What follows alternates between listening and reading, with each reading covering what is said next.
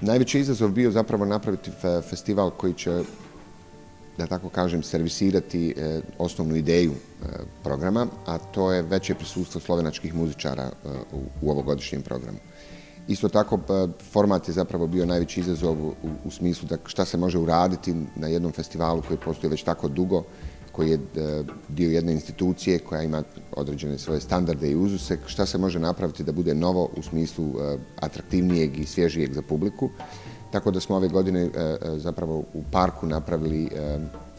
jedan festival u festivalu koji bi zapravo trebao da omogući jednu drugačiju varijantu festivala gdje neće provesti ljudi čitav dan u zatvorenom prostoru, nego s obzirom na činjenicu da je ljetni festival, da imaju određenu platformu, odnosno određeni kontekst gdje mogu provesti dovoljno vremena izvan zgrade, na otvorenom. Tako da budemo ljetni festival u pravom smislu te riječi, a istovremeno da omogućimo slovenačkim muzičarima različitih generacija, ne samo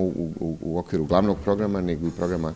programu pri Starom drvetu, gdje će zapravo čitav niz slovenačkih muzičara imati dnevnu mogućnost zapravo na dnevnoj bazi da se predstave u jednom spontanom, improviziranom kontekstu.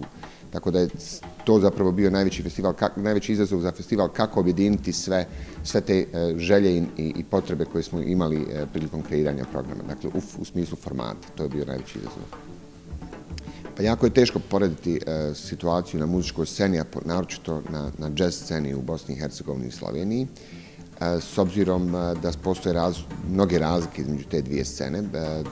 Scena u Bosni i Hercegovini muzička generalno i društvo kao takvo je razoreno ratom i još uvijek se nije do kraja oporavilo u smislu infrastrukture. Zatim, obrazovni sistem ne omogućava mladim ljudima da se obrazuju i pripremaju za nešto što bi bilo improvizirana muzika kao profesija ili jazz kao profesija. Dakle, još uvijek postoje samo sistemi koji omogućavaju klasično obrazovanje i ti sistemi zapravo nisu dovoljno dobri, njima je potrebna određena reforma i modernizacija u najboljem smislu te riječi, ali ono što je najbitnije jeste da za razliku od Slovenije, u Bosni i Hercegovini postoji manji broj muzičara koji se bave tom muzikom i samim tim manji broj pripadnika različitih generacija, a naročito je manji broj onih koji se bave eksperimentalnom muzikom,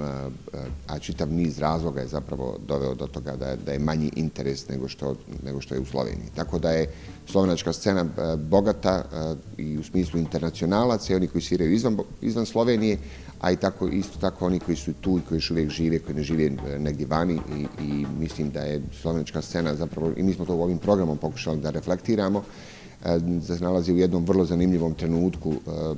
jer se radi o zaista uzbudljivoj sceni u smislu različitosti svih varijanti, različitih muzičkih stilova i pristupa koji zapravo se trenutno dešavaju. Tako da je jako nezahvalno porediti te dvije scene. Pa ja mislim i dalje da Slovenija na određeni način najbolje stoji od bivših jugoslavenskih republika kada je riječ o prisustvu slovenačkih muzičara na evropskoj sceni. Dakle, vi imate, možemo slobodno reći, čitav niz muzičara koji su aktivni na evropskoj sceni više nego što su aktivni na slovenačkoj. Ali ne iz onih razloga koji su postojali recimo 80-ih, 70-ih, da ljudi idu iz jedne socijalističke zemlje u jednu proevropsku, zapadnu ili kako se to već sada zove, koristi se obično klišeji da se to opiše. Međutim, danas ljudi odlaze zato što su dobri. Zato što mogu svirati sa muzičarima koji su na internacionalnoj sceni važni i dakle mogu naći dovoljno posla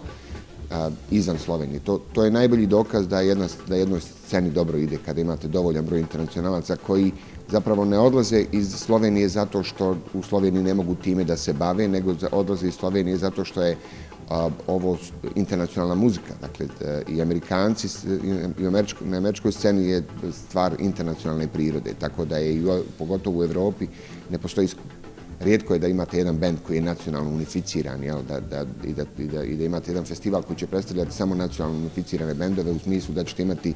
njemački bend gdje su isključivo Njemci, francuski bend gdje su isključivo Francuzi ili ne znam,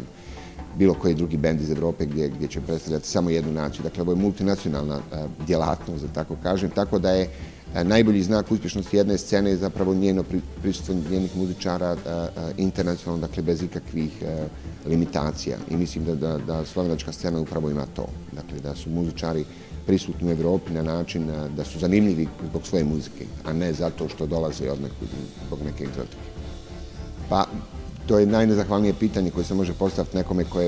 ko je radio na programu, a s obzirom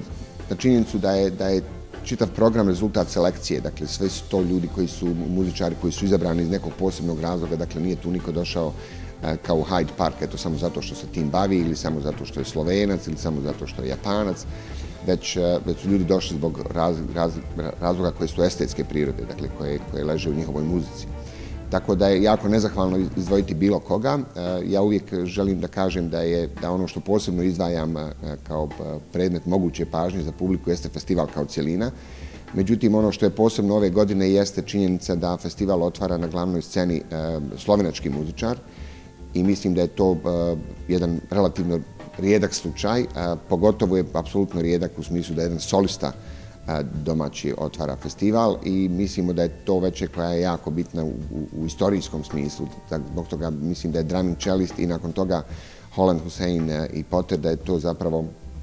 ono što je najbitnije jer na određen način je i statement istovremeno da smo dali priliku sasvim zasluženu jednom domaćem muzičaru da otvori jedan festival koji već postoji 59 godina. Tako da je to, mislim, ono što bi u svakom slučaju preporučio javnosti i pažnji i publici da obavezno dođu i da ne propuste, jer možda će se ljudi dijeliti na te ko je bio ako nije bio na tom koncertu. Tako da bi želio da što više ljudi bude svjedokom tog istorijskog događaja.